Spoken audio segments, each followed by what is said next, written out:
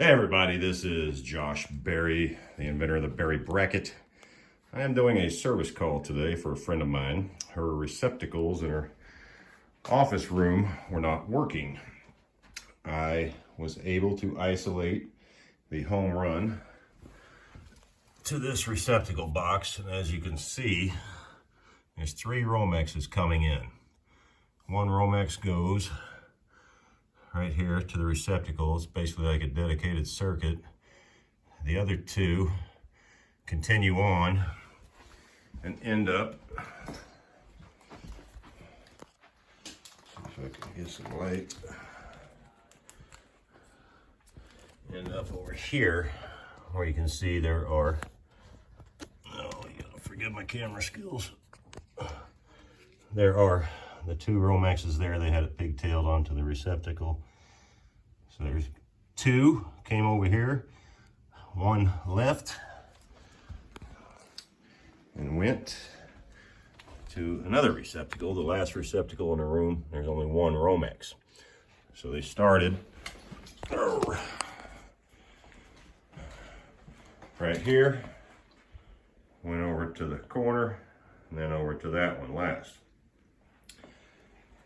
Now, the breaker never tripped, but the receptacles weren't working. So, I went to the panel and was able to isolate the wire in question, which is this guy right here, which was circuit 5. I've moved it around because on top of all this, inside the panel, we can get a shot of this, the bus bar, I think you can see it pretty well, is smoked big time. That particular piece of the bus bar is no longer any good. This is the breaker that was in there. And you can see this has been smoked and wiped out. No good. All right, so figured out where my home run was going. Went under the house. Now we're gonna go under the house. Walk with me.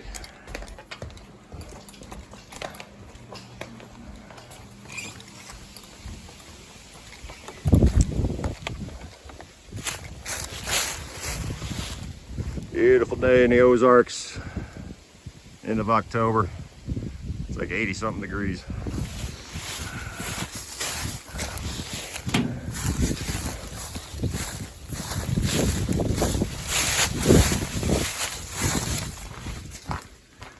Okay, this is the crawl space. When people talk about nightmare crawl spaces, this is what we're referring to.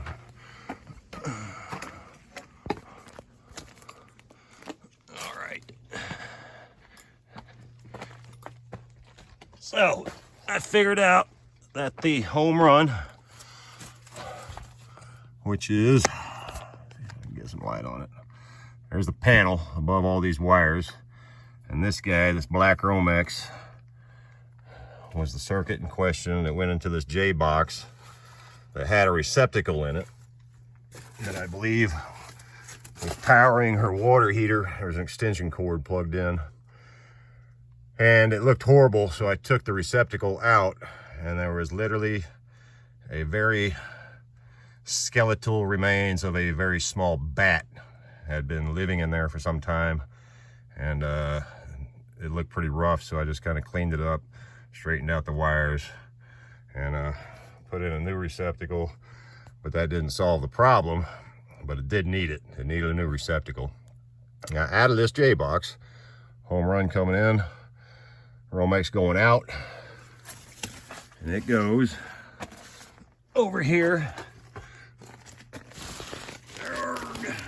right up in there. And that's that receptacle in the bedroom with the 3 wires coming in, 1 dedicated. And the, see, let me see if I can figure that out. I have to think about this after I make this video. All right, so anyway, you got the 1 going in. That's a good question. How is the other one even getting power? Okay, that means that I don't know why these wires are even in that box. It doesn't make any sense, but they are. So you got two that tie together and go different ways, and the one that just stays there, which is like a dedicated circuit. And then you just got to trace this stuff out, and you get into crawl spaces like this, and you can see something going on there. They're going up somewhere, and to be honest with you, I don't even know where that goes because there's no receptacle there. It could be a hidden J box in a wall, probably, or I have no idea. I'm not going to worry about it because ultimately I found the problem, and I'll show you in a moment. So it keeps going. You just got to dig through all this stuff, man, and try to trace your wires out.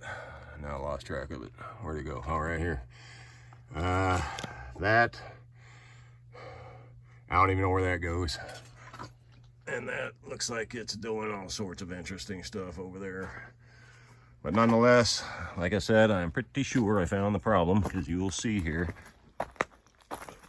Okay, so this exterior wall is where those last two receptacles were at. The one in that corner, and the one over here in this corner. And of course there's insulation batting. And I pulled that back and found that's the one receptacle with the two wires going in, one coming out. And immediately I noticed, get on there, light it up for you. Where's that? Right there. Now it hasn't been completely chewed out, but that is not good. This is what mice and rats do to Romex. They love Romex. They like to eat it. So I was like, oh, that's a definite issue. So I continued tracing out the wire, and then I got down to this. Oh yeah. Bear's newborn baby. Look at that. I'll tell you what's a real miracle. It's not really even smoked up. Somehow, some way. I think it, I really don't know what it did, man. I think it smoked the breaker in a panel. Didn't trip it, but killed it. And it wasn't feeding power to the Romex, because if that would have been hot, it would have been a very good chance that it burned this place down. And you can see they just ravaged it. And then that's the other receptacle right there. So obviously here is the problem. It's chewed up pretty good too. So yeah, it's a little classic troubleshooting scenario. Trace stuff out, a lot of continuity checking hots, breakers off and on, from upstairs to crawl space and in between. And eventually you'll find a problem. And I believe we have, so I've got to cut that wire and just splice it all back together, put in J boxes, and just make like it didn't happen. And hopefully that will solve the problem. If it does not, I'll make another video.